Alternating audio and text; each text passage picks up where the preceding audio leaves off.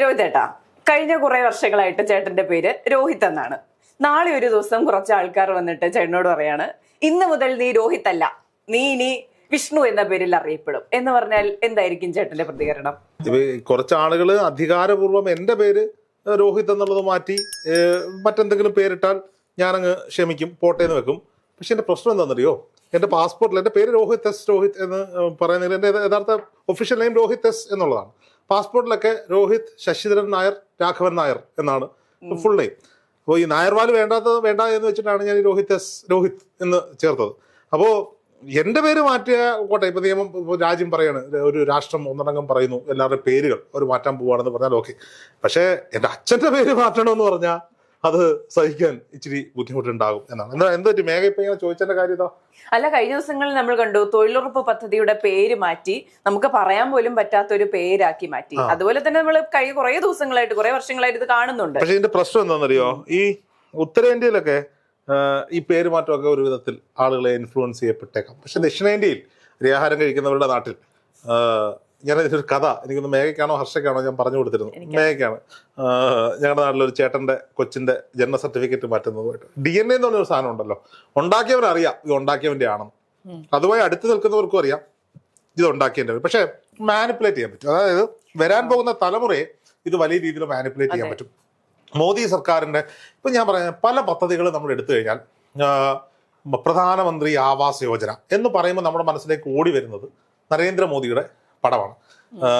പിന്നെ അങ്ങനെ പല പദ്ധതികൾ ഇപ്പോ എന്റെ മുന്നിൽ ഒരു വലിയ ലിസ്റ്റ് തന്നെ ഇരിപ്പുണ്ട്. അതായത് അടൽ പെൻഷൻ യോജന നമ്മുടെ മനസ്സിൽ എന്താ തോന്നുക, നരേന്ദ്രമോദിയുടെ ഒരു പദ്ധതിയാണ്. PM ഭാരതീയ ജൻ ഔഷധി പരിയോജന, അതായത് PMBJP പ്രധാനമന്ത്രി ഭാരതീയ ജൻ ഔഷധി പരിയോജന എന്നൊരു പദ്ധതി. അതായത് ഞാൻ നാട്ടിൽ പോകുന്ന സമയത്തെ എൻ്റെ അച്ഛന് ഈ അറ്റാക്ക് കഴിഞ്ഞിരിക്കുന്നുണ്ട്, മാസത്തിൽ നല്ലൊരു എമൗണ്ട് മരുന്നിന് വേണം. അപ്പൊ അമ്മ എന്ത് ചെയ്യും, ഞാനും സഹോദരിയൊക്കെ അയച്ചു കൊടുക്കുന്ന പൈസയൊക്കെ ഒന്ന് മിച്ചം പിടിക്കാൻ വേണ്ടിയിട്ട് ഇത് മറ്റേ ഈ മെഡിക്കൽ ഷോപ്പിൽ, നരേന്ദ്രമോദിയുടെ മെഡിക്കൽ ഷോപ്പിൽ പോകുന്നു അമ്മ പറയുന്നത്. അപ്പൊ ഞാൻ കഴിഞ്ഞ ദിവസം വന്നിട്ട് ഞാൻ ഇറങ്ങാൻ നിൽക്കുമ്പോൾ അമ്മ ചോദിച്ചു, ധൃതി ഉണ്ടോടാ? ഞാൻ എന്താ എന്നാ ഒരു 10 മിനിറ്റ് നിൽക്കും, ഞാൻ ആ വണ്ടി പോയിട്ടേ മോദിയുടെ മെഡിക്കൽ ഷോപ്പിൽ പോയിട്ട് കുറച്ച് മരുന്ന് മേടിച്ചിട്ടുണ്ട്, മോദിയുടെ കടയിൽ പോകുന്ന പറയുന്നത്. അതായത് ജൻ ഔഷധി ഷോപ്പിൽ പോകുന്നതിന് സാധാരണക്കാരായ ആളുകൾ പറയുന്നത് മോദിയുടെ മെഡിക്കൽ ഷോപ്പിൽ പോകുന്നു എന്നുള്ളതാണ്. ഈ കർഷകർക്ക് പൈസ ഇട്ട് കൊടുക്കുന്നതിന് ഒക്കെ മോദിയുടെ പൈസ വന്നു എന്ന് പറയുന്ന പല പദ്ധതികളും നമ്മുടെ മുന്നിൽ കണ്ടിട്ട് നമ്മളിപ്പോൾ പരിശോധിക്കാൻ ആഗ്രഹിക്കുന്നത് കോൺഗ്രസ് കൊണ്ടുവരികയും എന്നാൽ പിന്നീട് പേര് മാറ്റി BJPയുടേതായി നരേന്ദ്രമോദിയുടെ ചിത്രം വെച്ച് പ്രചരിക്കപ്പെടുകയും ചെയ്യുന്ന കുറച്ച് പദ്ധതികളെ പറ്റിയാണ്. അപ്പോ മേഘ തുടങ്ങുന്നോ ഞാൻ തുടങ്ങണോ? ആദ്യത്തത് Mahatma Gandhi national rural employment guarantee act, നമ്മുടെ തൊഴിലുറപ്പ് പദ്ധതി. അതിന്റെ ഇപ്പോഴത്തെ പേരെന്താ? VBG Ramji, Viksit Bharat guarantee for Rozgar and Ajeevika mission Grameen. Hindi അറിയാമോ? കുറച്ച്. ഇതിന്റെ അർത്ഥം ഒന്ന് പറഞ്ഞുതരാമോ? അർത്ഥം ഇതൊക്കെ തന്നെയാണ്. അതിന്റെ ഇടയ്ക്ക് റാമൊക്കെ കയറ്റി ഇച്ചിരി ഒരു രാമനൊക്കെ ഒരുപാട് അർത്ഥങ്ങളുണ്ടെന്ന് ഇത് വായിച്ചപ്പോഴെനിക്ക് ഞാൻ ഈ രാം എന്ന് പറഞ്ഞാൽ ശ്രീരാമനാന്നാ വിചാരിച്ചത്. ഈ നേരത്തെ ഈ പറഞ്ഞിട്ട് PMBJP എന്നൊരു പദ്ധതി ഉണ്ടാക്കിയത് പോലെ തന്നെയാണ് ഈ റാം ഒപ്പിച്ചെടുത്താണ്. Viksit Bharat guarantee for Rozgar and Ajeevika mission Grameen, Mahatma Gandhi national rural employment guarantee act, തൊഴിലുറപ്പ് പദ്ധതി.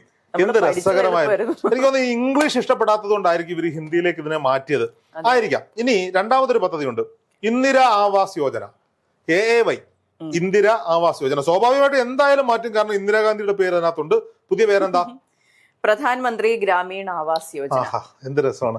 ഇതും ഇന്ദിര ആവാസ് യോജന ഹിന്ദി ആയിരുന്നല്ലോ, പിന്നെ എന്ത് പറ്റി?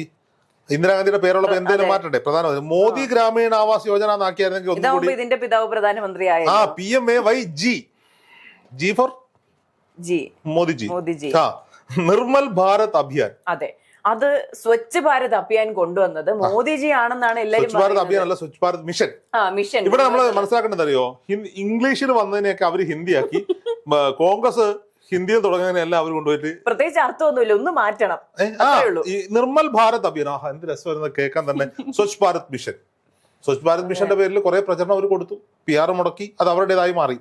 National governance plans, digital India, make in India എന്നൊക്കെ പറയുന്നത്. മേക്ക് ഇൻ ഇന്ത്യ വേറെ ആയിരുന്നു. ഡിജിറ്റൽ ഇന്ത്യ മോദിയുടേതാണോ? അല്ല.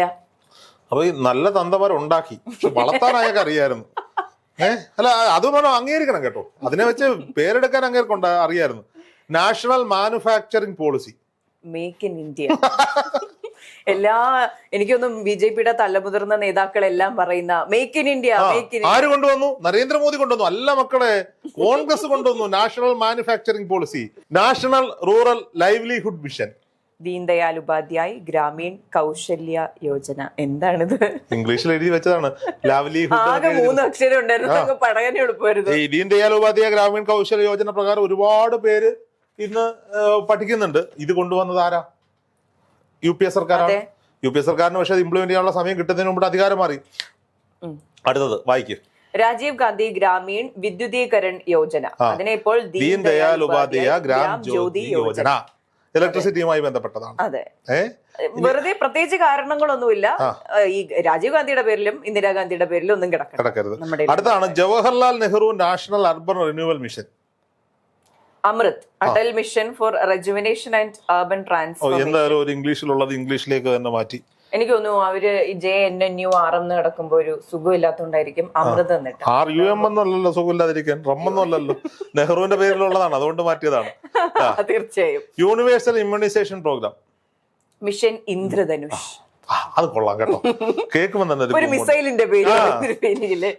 പിന്നെ സ്വാവലംബൻ യോജന, ഇതൊക്കെ വായിച്ച തെറ്റിപ്പോയി ട്രോള് മേടിക്കണ്ടെന്ന് വിചാരിച്ചിട്ടാണ് ഞാൻ മേഘയെ കൊണ്ട് വായിപ്പിക്കുന്നത് കേട്ടോ.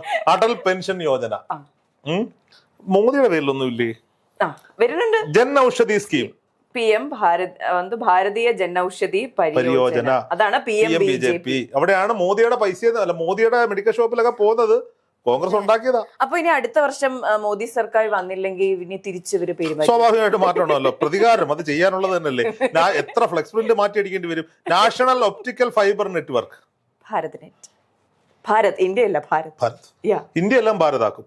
ഇന്ദിരാഗാന്ധി എന്താണ് മാതൃത്വ സഹയോഗ് യോജന.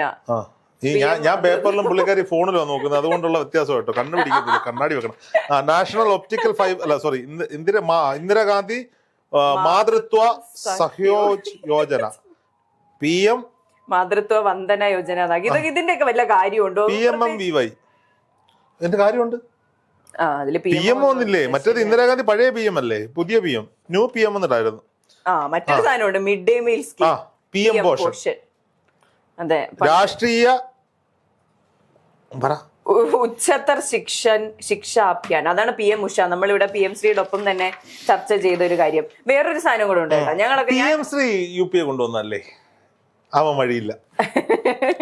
ചേട്ടാ മറ്റൊരു കാര്യമുണ്ട്. ഞാൻ പഠിച്ചത് കേന്ദ്രീയ വിദ്യാലയയിലാണ്. ഞാൻ പഠിക്കുമ്പോ അത് കേന്ദ്രീയ വിദ്യാലയമായിരുന്നു. ഇപ്പൊ PM ശ്രീ കേന്ദ്രീയ വിദ്യാലയം. നല്ലതല്ലേ, കേൾക്കാൻ തന്നെ എത്ര മനോഹരമാണ്. വലിയ സുഖമൊന്നുമില്ല, ബസ്സിലൊക്കെ എഴുതി വെക്കുമ്പോ തന്നെ പാടാ PM ശ്രീ വയ്ക്കാൻ കുറച്ച് സ്ഥലവും. നമ്മുടെ മരണപ്പെട്ട ശ്രീനിവാസനും മോഹൻലാലും കൂടി മറ്റേ സിനിമയിൽ കിടന്നിട്ട് പറഞ്ഞിട്ട്, എടദാസ എന്ത് രസമാണ് അവളുടെ കരച്ചിൽ തന്നെ എന്ന് പറയുന്ന പോലെയാണ് PM ശ്രീ കേന്ദ്രീയ വിദ്യാലയം. നല്ല രസമാണ്. അപ്പം അതെ, പക്ഷെ ഇതില്ല ചേട്ടാ, എനിക്ക് മനസ്സിലാവാത്തൊരു കാര്യമുണ്ട്. ഇവർ ഈ ചരിത്രം മാറ്റി എഴുതുന്നതുകൊണ്ട് ഇപ്പൊ നമ്മുടെ ഒരു തലമുറയിലൊക്കെ നമുക്കറിയാം ഇവരിത് മാറ്റി എഴുതിയതാണെന്ന്. പക്ഷെ ഒരു 10-20 വർഷം ഇത് പദ്ധതികളുടെ പേരുകൾ മാത്രമാണ്.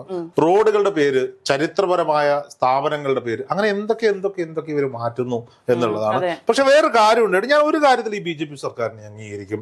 ഇവര് ഇത്രയും പദ്ധതികളൊക്കെ നെഹ്റുവിന്റെ കാലം തൊട്ട് ഇങ്ങോട്ടേക്ക് മൻമോഹൻ സിംഗ് സർക്കാരിന്റെ കാലഘട്ടം വരെ UPA സർക്കാർ കൊണ്ടുവന്നെങ്കിലും ഇതിനെയൊക്കെ ജനകീയമാക്കുന്നതിൽ, പേരുമാറ്റത്തിലൂടെ ആളുകളിലേക്ക് എത്തിക്കുന്നതിൽ ഈ പറയപ്പെടുന്ന NDA സർക്കാരുകൾ വിജയിച്ചു എന്ന കാര്യത്തിൽ യാതൊരു സംശയമില്ല. ഈ പറഞ്ഞ സോഷ്യൽ മീഡിയയുടെയും ഈ PR-ന്റെയും ഒക്കെ ബലമായിരിക്കാം. 10 വർഷങ്ങൾക്ക് മുമ്പ് ഇത് ഇത്രയും പോപ്പുലർ ആയിരുന്നില്ല. അന്നെന്താണ്, അന്നൊരു പാവം പിടിച്ച മനുഷ്യൻ ആരോടും മിണ്ടാതെ പതുക്കെ നടന്നു വരും. ഏത് മാധ്യമ പ്രവർത്തനം ചോദിച്ചാലും ബൈറ്റ് കൊടുക്കും. അങ്ങനെ പൊക്കോണ്ടിരുന്നിടത്തുനിന്ന് ഇന്ന് അവർ അവൈലബിലിറ്റി കുറച്ച്, അവർ അവൈലബിലിറ്റി മുഴുവൻ സോഷ്യൽ മീഡിയയിലൂടെ ആക്കിയെടുത്ത് അതിനൊരു ട്രെൻഡായിട്ട് സെറ്റ് ചെയ്ത്. ആ കാര്യത്തിലൊക്കെ ഞാൻ NDA സർക്കാരിനെ വളരെ വലിയ രീതിയിൽ പുകഴ്ത്താൻ ആഗ്രഹിക്കുന്ന ഒന്നാണ്. ഒരു മോദി അമിത് ഷാ ഇരട്ട എഞ്ചിൻ പിടിപ്പിച്ച ട്രെയിനൊക്കെയാണെന്ന് പറഞ്ഞിട്ട് അവരെ ബ്രാൻഡ് ചെയ്യാൻ അവർ ഭയങ്കരമായി മെനക്കെട്ടിട്ടുണ്ട്.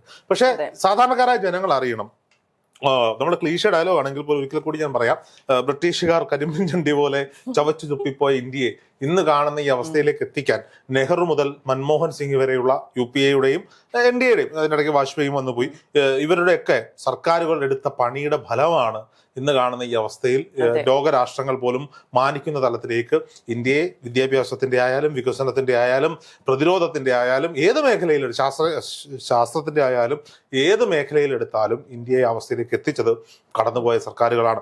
പക്ഷെ മോദി സർക്കാർ ചെയ്തത്, അവർ ചെയ്തു വെച്ച പ്ലാറ്റ്ഫോമിൽ ഇരുന്നുകൊണ്ട് അവര് നിലം നന്നായി ഉഴുതുമറിച്ച് വിത്തുപാകി ഒരു മുള പൊട്ടി തുടങ്ങിയ കാലത്ത് വന്ന നരേന്ദ്രമോദി സർക്കാർ ഈ കൊയ്ത്തുത്സവം വളരെ മനോഹരമാക്കി എടുത്തിട്ട് പല പൊതുമേഖലാ സ്ഥാപനങ്ങളും വിറ്റഴിച്ചു. നഷ്ടത്തിലായവയെല്ലാം നന്നാക്കുന്നതിന് പകരം വിറ്റഴിക്കുന്ന ഒരു നടപടിയിലേക്ക് പോയി. ഇന്ത്യയുടെ അവസ്ഥ ഒരു ഇന്ത്യക്കാർക്കിടയിൽ മാത്രമല്ല, ലോകരാഷ്ട്രങ്ങൾക്കിടയിൽ തന്നെ ഇന്ത്യ ഒരു വലിയ സംഭവമാണെന്ന് ഒരു ബ്രാൻഡ് ചെയ്യാൻ പറ്റി. ആ ഒരു സ്വീകാര്യത ഉണ്ടായി എന്നുള്ളതാണ്. പക്ഷെ ചരിത്രം എന്നും ചരിത്രമാണ്. ചരിത്രങ്ങൾ അങ്ങനെയൊന്നും മായ്ക്കാൻ പറ്റില്ല. എന്നെങ്കിലുമൊക്കെ പുറത്തു വന്നു തന്നെ ആകണം എന്നുള്ളതാണ്.